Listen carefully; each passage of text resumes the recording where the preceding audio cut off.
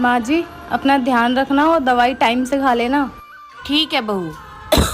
क्या बात है माँ जी, मुझे आपकी तबीयत ठीक नहीं लग रही। नहीं बहू, मैं बिल्कुल ठीक हूँ। जा तू चली जा।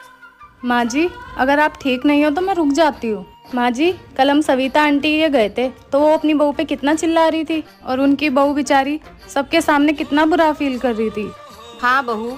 माँ जी आप तो मुझ पे कभी नहीं चिल्लाते, आपने हमेशा मुझे इतने प्यार से रखा है। तो माँ जी मैं अपने मायके नहीं जाऊंगी। क्यों बहू, क्यों नहीं जाएगी?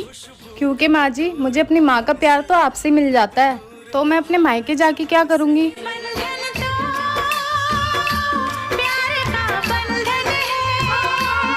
एक स्त्री कभी भी बिना वजह दुखी नहीं होती। दुखी वह तब होती है जब उसकी गलती ना होने पर भी उसे गलत ठहरा दिया जाता है और उसका जीवन साथी उसका साथ देने के बजाय दूसरों के साथ हो जाता है। कहते हैं ना कि मिल ही जाएगी मंजिल भटकते भटकते, गुमराह तो वो है जो घर से निकले ही नहीं। एक और शेर इस पर याद आ गया कि उस शख्स को कोई गिरा नहीं सकता जिसने चलना ही ठोकरों से सीखा। माँ जी देखिए ना, कल रात इन्होंने मुझे माँ की गाली दी। उसकी तो बचपन की आदत है गाली देने की। तू बात मत बढ़ा, जा अपना काम कर। भाभी अभी तक खाना नहीं बना, मुझे कॉलेज के लिए लेट हो रहा है। पागल हो क्या? वो अभी खाना बन रहा था। क्यों चिल्ला रहे हो तुम लोग? माँ जी देखो ना दीदी किस तरह से बातें कर रही हैं। ये तो बचपन से चिड़चिड़ी है, तू क्यों उसके पीछे पड़ी है? जा बेटा अपना काम कर।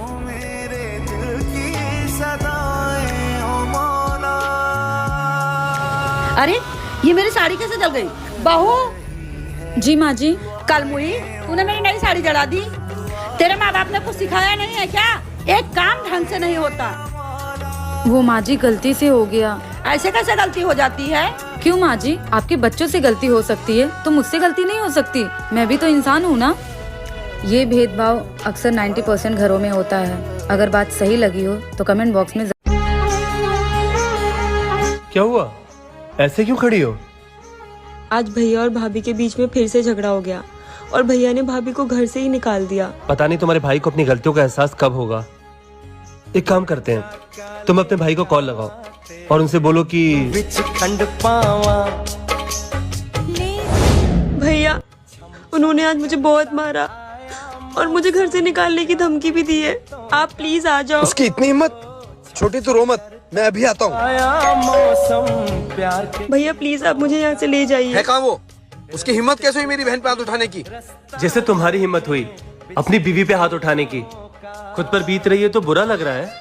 एक बार भी नहीं सोचा कि वो भी किसी की बहन होगी। उसके भाई को भी तो बुरा लगता होगा। Hello, I am so sorry करिश्मा।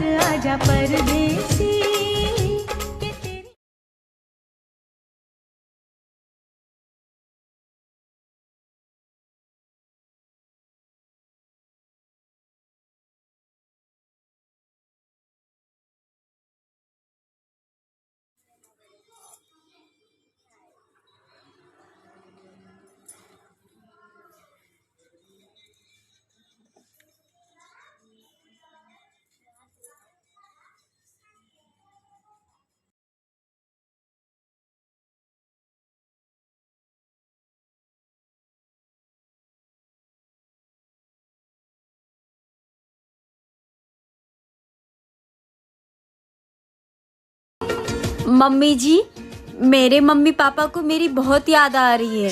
अगर आपकी इजाजत हो तो 3-4 दिन के लिए मैं मेरे मायके चली जाऊं। बहू, मैंने तुम्हें पहले भी कई बार कहा है कि मुझे ऐसी बहू बिल्कुल भी पसंद नहीं है जो मुंह उठाकर बार बार अपने मायके पहुंच जाए। फिर तो मम्मी जी आपको अपने बेटे की शादी किसी अनाथ लड़की से करवानी चाहिए थी।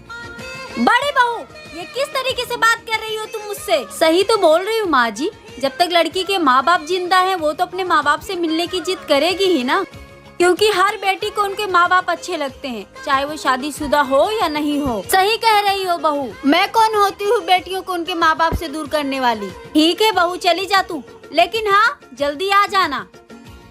जी थैंक यू मम्मी जी।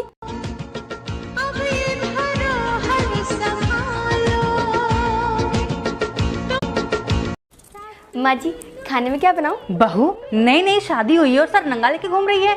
चल घूंघट कर। ऐसे नहीं, यहाँ तक कर। हाँ आप ठीक है, चल जा यहाँ से। अरे रे रे, कहाँ चली महारानी? माँ जी नीचे पानी पूरी खाने जा रही हूँ। पानी पूरी खाने जा रही हूँ, सर नंगा लेके जा रही है। चल घूंघट कर। गली मोहल्ले के लोग देखेंगे तो क्या बोलेंगे? लाज शर्म कुछ नहीं है। चल जाओ।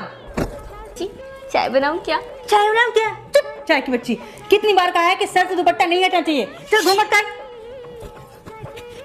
और अब कुछ भी हो जाए घूंघट हटना नहीं चाहिए, वरना मुझसे बुरा कोई नहीं होगा, समझी? चल जा यहाँ से। माँ जी बहू तू अंधी है क्या? ऐसा क्यों बोल रही है माँ जी? तो तुझे चावल में पड़े कंकड़ दिखाई नहीं देते? आप ही ने तो कहा था कि चाहे कुछ भी हो जाए घूंघट उठना नहीं चाहिए, इसलिए चावल चुनते वक्त शायद कुछ कंकड़ रह गए होंगे। भाभी थोड़ा सा पल्लू नीचे लो। क्या हीरोइन बन के घूम रही हो? ये आपका मायका नहीं, आपका ससुराल है। अरे भाभी घर में इतना बड़ा घूंघट कौन लेता है? और इस घर में आप, मैं और मम्मी ही रहते हैं ना। और भाभी हमने अपने भैया की शादी इसलिए नहीं करवाई थी कि आप घर में घूंघट लेके घूमो। हम लोगों का शौक था कि एक सुंदर सी भाभी हमारे घर में आए।